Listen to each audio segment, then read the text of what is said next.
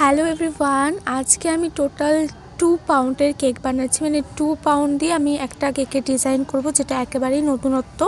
তো দুটো হচ্ছে 1/2 পাউন্ডের রাউন্ড কেক ছিল, আর একটা ছিল স্কোয়ার কেক। আমি একটা কেক বানানো দেখাচ্ছি, যেহেতু সবটাই চকলেট কেক ছিল সেজন্য আমি একটাই শেয়ার করলাম। পরে আরও আমি যেই সব কেকগুলো বানিয়েছি সেটাও শেয়ার করলাম। আর কেন আমি একটা গোল কেকের মাঝখানটা কেটেছি সেটাও তোমরা আস্তে আস্তে জানতে পারবে। তো এটা ছিল ওই স্কোয়ার 1 পাউন্ডের কেকটা, সেটাকে দেখো আমি কাটছি কিভাবে, আর কেটে আমি কি বানাবো সেটা তোমরা ভিডিওতেই দেখতে পাবে।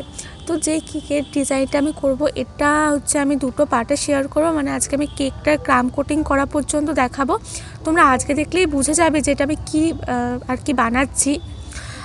দেখো এতক্ষণ হয়তো বুঝেই গেছো যে আমি ওই স্কোয়ার কেকটাকে কেটে কী শেপের কেক বানাচ্ছি।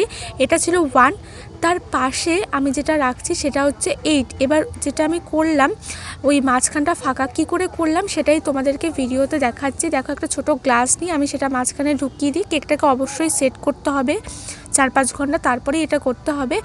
আর এই কেকগুলোকে আমি সাইডে সরিয়ে রাখছি, কারণ এই কেকগুলোকেও আমি কাস্টমারকে দিয়ে দিব বেন্টো বক্সে, সেটাও তোমাদের সাথে শেয়ার করব। তো দেখো এখানে আমি 8টাও বানানো হয়ে গেল। এটা কিন্তু আমি দুটো 1/2 পাউন্ডের কেক দিয়ে 8টা বানিয়েছি, আর 1টা হচ্ছে 1 পাউন্ডের কেক স্কোয়ার কেক দিয়ে। দেখো যে বেন্টো বক্সে কেকগুলো আমি ঢুকিয়ে রাখলাম। নেক্সট পার্টে আমি শেয়ার করব যে আমি ডিজাইনটা কী করি। টাটা।